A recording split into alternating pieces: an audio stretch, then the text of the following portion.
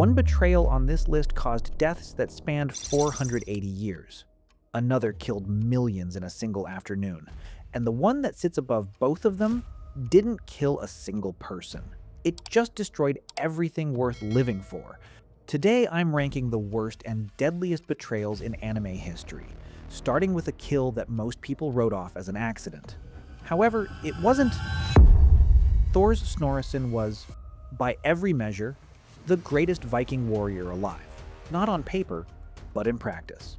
The man walked into an ambush, disarmed dozens of trained killers without drawing his own sword, and then defeated Askeladd, the most cunning mercenary captain in the north, in clean, honorable single combat.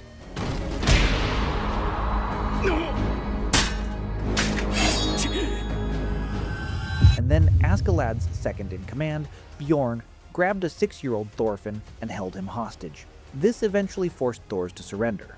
He laid down his weapon to protect his child. And Askeladd, the man who had just shaken his hand, filled him with arrows while he was still urging him to honor his word and spare the crew. Let's pause and really look at this. This wasn't a battlefield death. This was a contract hit dressed up as honorable combat.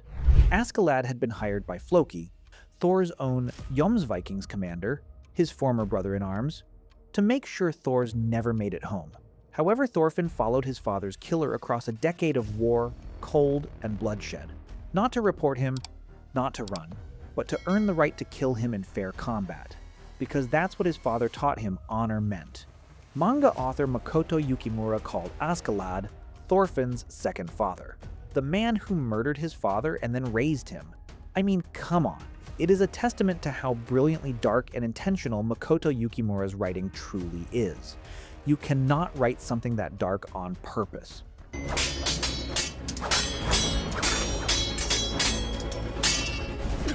However, the next person on this list spent years building trust, just to have more of it to destroy.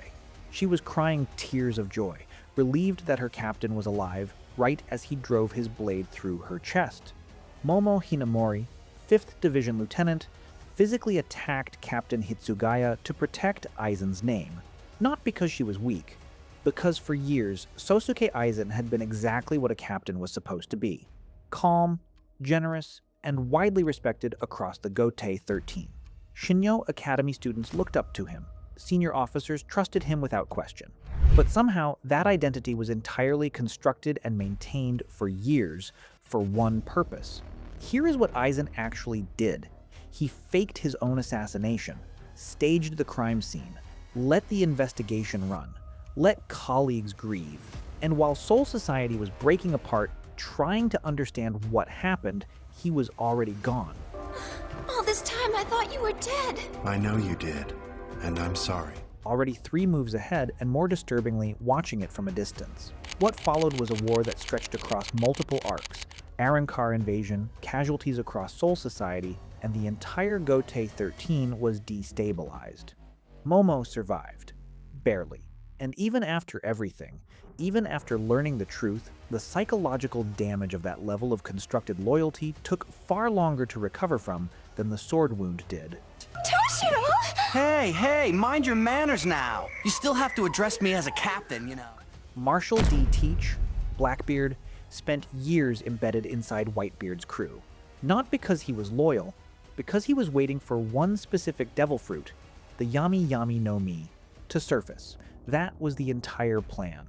Get close enough, wait long enough, and take it when it appeared. His crewmate Thatch found it first, and guess what? Blackbeard murdered him in cold blood, stabbing his own commander in the back to steal the fruit. What followed was Marineford, one of the largest military conflicts in One Piece history. Whitebeard himself died in that battle. 267 sword wounds, 152 bullet wounds, and 46 cannon shots were documented across the fight. He died standing in the middle of the fight. For some reason, Whitebeard was not a naive man. You would see that in this battle, and indeed his entire life as a pirate, He had built his entire crew around taking in people others had discarded, and that instinct was genuine, not a weakness. And the worst part? Blackbeard understood exactly how it worked. He used it as the entry point, and spent decades making sure nobody looked twice at him until he was ready. Unlike Kokushibo betrays Yoriichi, where the body count makes everything above it look like a warm-up. Those were his last words. A question directed at a brother who has been dead for 400 years. To understand why someone ends up there, crumbling into nothing after 480 years of existence, you have to go back to the Sengoku era, when two boys are born on the same day, into the same family, completely different lives. Michikatsu Tsugikuni was the elder twin, the chosen one, trained in swordsmanship from childhood with the goal of becoming a samurai. On the other hand, his younger brother Yoriichi was born with a mark on his forehead that their father considered an omen. He nearly had him killed at birth. But Yoriichi was confined to a separate room, kept isolated from the family, believed to be deaf and mute for the first years of his life. Michikatsu snuck out every night to visit him. He even carved a flute by hand and gave it to his brother as a gift. And I want you to hold that detail for a while. Both brothers eventually became demon slayers. Michikatsu unlocked his demon slayer mark. He developed moon breathing, derived directly from Yoriichi's sun breathing because he could not replicate the original. Yoriichi created sun breathing effortlessly, almost accidentally, the technique that every single other breathing style in the entire series descends from. However, Michikatsu could never close that gap. And when Muzan offered him the chance to become a demon, to escape the Demon Slayer mark's curse of dying before age 25 and gain the power to finally surpass his brother, Michikatsu accepted. He abandoned his wife and children. As his first act as a demon, he beheaded the Oyakata, the leader of the Demon Slayer Corps, and delivered the head to Muzan as proof of loyalty. What followed was approximately 480 years as upper rank 1 of the 12 Kizuki. Estimates based on the timeline place his kill count in the thousands, potentially hundreds of Hashira across 3 centuries. He hunted down every practitioner of sun breathing and erased Yoriichi's technique from history so completely that it was considered lost for generations. And that is the reason the Kamado family, Tanjiro's ancestors, were forced into hiding because of him. Then one night, 60 years after becoming a demon, beneath a blood-red moon, he came face to face with Yoriichi. But the most heartbreaking detail is that when Kokushibo slashed his brother's lifeless body in a fit of rage, something fell from Yoriichi's kimono. That same handmade flute, kept on him for over 80 years. It was only centuries later, as Kokushibo himself finally crumbled to dust, that he looked back at this memory and asked his dead brother why he was ever born. Next, we have Walter's betrayal in Hellsing Ultimate. Walter C. Dornez, the butler of the Hellsing organization. And I know, Butler sounds like a background character, but Walter was genuinely the person holding that entire operation together. Decades of service. He raised Integra after her father died. Every major crisis, every major operation, Walter was somewhere in the middle of it. The man was so trusted that even Alucard operated within a structure Walter helped maintain. That is not a small thing. So what happened? He defected to Millennium. Mid-war, London was already burning, Hellsing was already stretched thin, and Walter chose that exact moment to switch sides. His reason was not ideology. It came down to jealousy of Alucard. Walter had spent decades being the most capable human in that building. Alucard existed in a completely different category. That gap never closed. Millennium offered him something closer to that level, and he took it. In exchange, he received a physical transformation, pushing him beyond normal human limits. In return, what he gave up was everything he had actually built.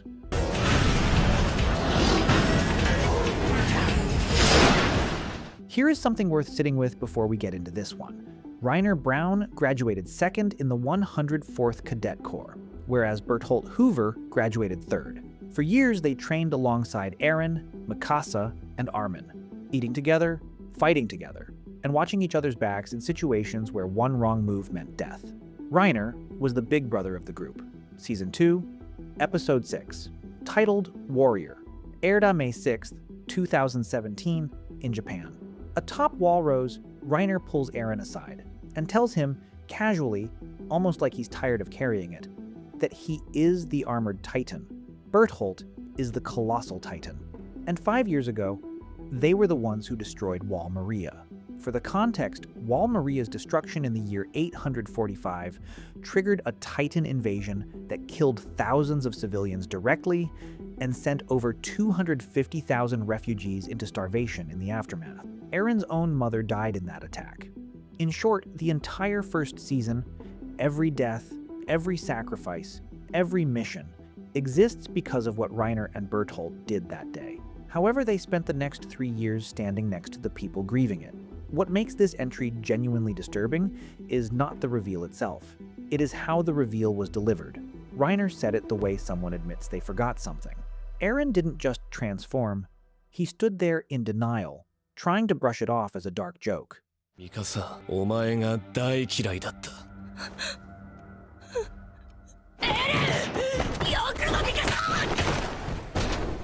This directly leads us to the Griffith betrayal from Berserk. Most people who know Berserk know the Eclipse, but here is what I think gets lost in how it gets discussed. The Band of the Hawk had just broken Griffith out of prison. Not a clean extraction, a desperate, costly rescue from a year of torture so severe that when they found him, he could not walk, could not speak, and had lost the use of both hands. These were people who crossed enemy territory, risked everything, and carried him out themselves. They saved him. However, shortly after that grueling rescue, after realizing he would be a helpless burden for the rest of his life, Griffith activated the Crimson Behellet and initiated the Eclipse. The Eclipse is a sacrificial ceremony embedded in the God Hand's design. By activating it, Griffith offered the lives of everyone branded in his inner circle, his soldiers, his companions, the people who had just saved him, in exchange for resurrection as Femto, the fifth member of the God Hand. What followed was a mass killing on screen. Dozens of the Band of the Hawk were slaughtered by demons in the Eclipse. Guts lost his right forearm and his left eye fighting to survive it. Casca, who had fought alongside Griffith from near the beginning, suffered catastrophic psychological damage. It would take years of real-time story progression. Kentaro Miura, the manga's creator, described Griffith as a man who loved his dream more than any person in his life. The Eclipse was not a breakdown.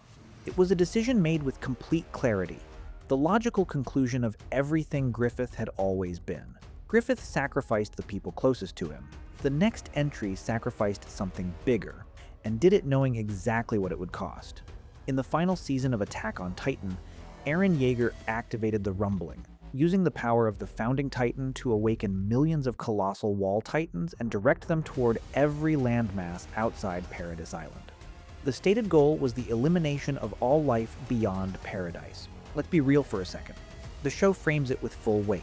Cities flattened, populations erased, and the Survey Corps watching from a distance as the world they had fought to protect was destroyed by the person they had fought alongside since they were children. Mikasa, Armin, and the remaining Survey Corps were ultimately forced to fight and kill Eren themselves to stop it. Here is the detail that separates Eren's betrayal from everything above it on this list.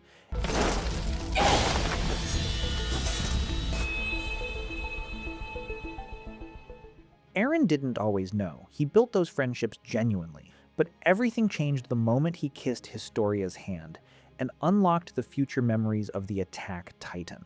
From that single moment onward, he knew exactly what he was going to do. He smiled at Armin during their last conversation. He already knew it was their last. The sheer scale of the Rumbling is apocalyptic. The series confirms that Eren successfully wiped out 80% of all humanity outside the walls before he was stopped. Every entry on this list so far involved soldiers, warriors, demons, or generals. This one involves a father. Soichiro Yagami was the chief of Japan's National Police Agency and the original head of the Kira Task Force. From the moment L suspected Light, Soichiro refused to believe it. He had raised him. He knew who Light was. Or maybe thought he did. When Light was placed under surveillance and eventually detained as a Kira suspect, Soichiro voluntarily confined himself to a separate, solitary cell in the same facility in protest. He stayed there for 50 days, not because he was ordered to, but because he would not allow his son to be held alone while he walked free. He told the task force he would not leave until Light was cleared. Later in the investigation, when Mello kidnapped Sayu, Light's younger sister, and demanded the Death Note as ransom, Soichiro made the exchange himself. He chose his daughter's life over his duty as an officer. Then, to help retrieve the stolen notebook, he made the Shinigami Eye deal with Ryuk, trading half his remaining lifespan for the ability to read people's names and lifespans at a glance. He gave up years of his life to catch the killer he was already living with. During the raid on Mello's hideout, Soichiro was shot, fatally wounded. On his deathbed, he used his Shinigami Eyes one final time. He looked at Light's face and saw a lifespan above his head. Under the Death Note's rules, active users have no visible lifespan. A visible lifespan meant Light was not currently a Death Note owner. Soichiro died believing his son was innocent.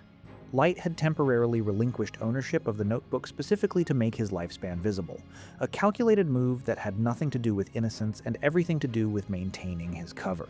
The Death Note rules that were supposed to expose Kira became the exact mechanism Light used to let his father die in peace.